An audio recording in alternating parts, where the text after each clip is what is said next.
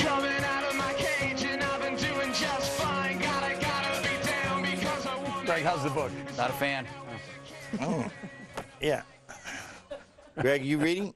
All right. So in George Clooney's new flick, The Ides of March, he plays an idealistic presidential candidate. And get this, he's pro-life, tough on crime, and hates the capital gains tax. Just kidding. He hates the death penalty and wants to ditch internal combustion engines. But hey, it's Hollywood, where the word idealistic is always code for not an evil Republican. Anyway, I love Clooney ever since he played Bobby Hopkins on Facts of Life. Fantastic. But two things split my Speedo.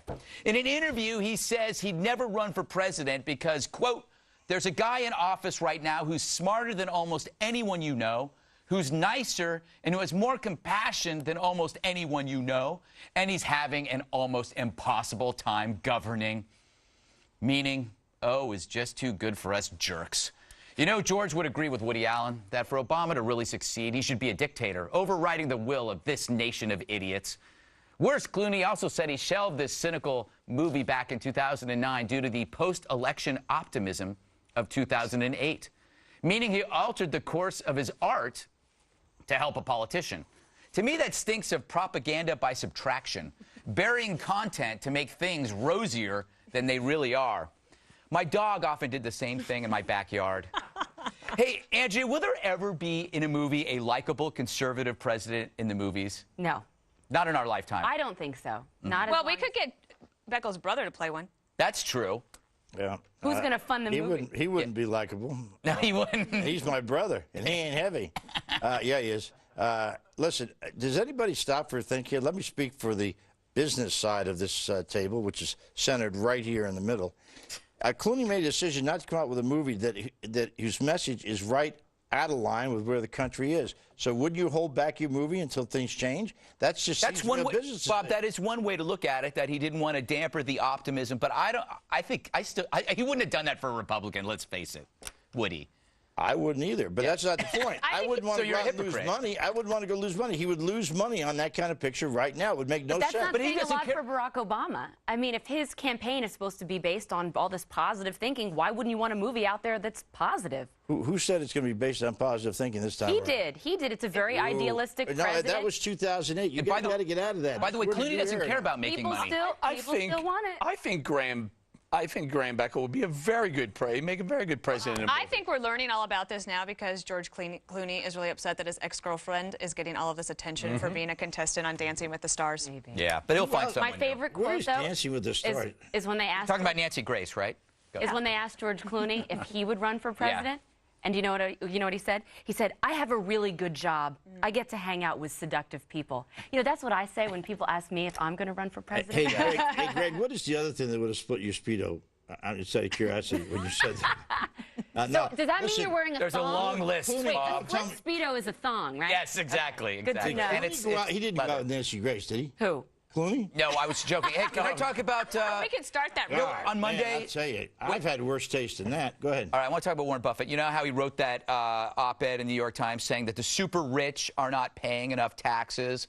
And, well, he's been in a decade-long struggle with the IRS. He owes up to $1 billion. He may owe up to $1 billion in back taxes. Eric, couldn't happen to a nicer billionaire. You know, and it's not that he's trying to hide the fact, allegedly, according to the report, that he owes $1 billion. If he owes $1 billion, it's in their 10Ks. He's reporting it, but he's also fighting it vigorously on one hand, and then on the other hand saying, we need to be taxed more. I mean, he's very hypocritical on this. And But he's also, in the op-ed where he said that we should be taxed more, he was talking about rich individuals. Right. Okay. He is talking about this at the end of, towards the end of his life, right? He's 81 years old. So he's not talking about all the money that he made in the past. Now, if he want, we could have that discussion. We talk about the income that he made in the past. He's talking about going forward. And there is a slight difference about your individual taxes, which we should all have a conversation about, and then taking advantage of the tax code when it comes to the IRS. That is exactly the point. When you read that thing, here's the problem.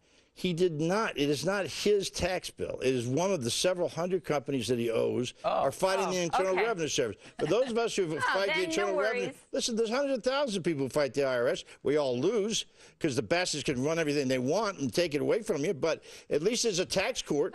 And he's in tax court for 10 years. So what? What So if his he company fights and he tries to, take advantage of all these tax loopholes on one hand, which he's one of the, if not the, he's the biggest investor in Berkshire Hathaway, by the way. So it is his personal money as well. And then on the other hand, says tax people. What more if he's got a legitimate case? Because we don't have enough income coming in. Well, guess what, Warren? Then don't fight it and just pay 35%. Why should he pay off to the top. IRS anything that he doesn't owe? But he does owe the money. And No, he doesn't. And his people came back and they said, we're going to pay it back within the next year. Not right away, within the next year. So what are they doing with that money? You know what? You know what the total totalitarianism is about the IRS? They say you owe it, and that means you owe it, even if you don't owe it. Now Bob doesn't want to collect revenue from rich I people. don't like the Cough it internal up, revenue Buffett. having the kind of Cough it power up. they have. You know who could help us right now? Who? Patrick Cox of Taxmaster. I was just thinking, if you could call him. You know, I've always wondered about hiring that guy. Have you ever noticed that he always great beard. stands sideways when he does his ads like this? I've He's always got a good wondered side. about that, huh? He's got a good side. He's got a good side. He's like me. I mean, no, he doesn't have a good Bob, side. He's got a less fat side. What? Bob, do you want to read the tease? Oh, yeah, I will. let you Okay, read the fine. tease. Can I do it again? Yeah, I like Oh, when you do that. thanks. Coming up, President Obama's iPhone app is topping the charts. What do you want me to read this? But it's probably not something he's celebrating. And Bob Beckel doesn't believe a word he said. That's That's next. We'll be back. It was Labor Day weekend, I was 17. I bought a Coke and some gasoline. And I drove out to the county fair. When I saw her for the first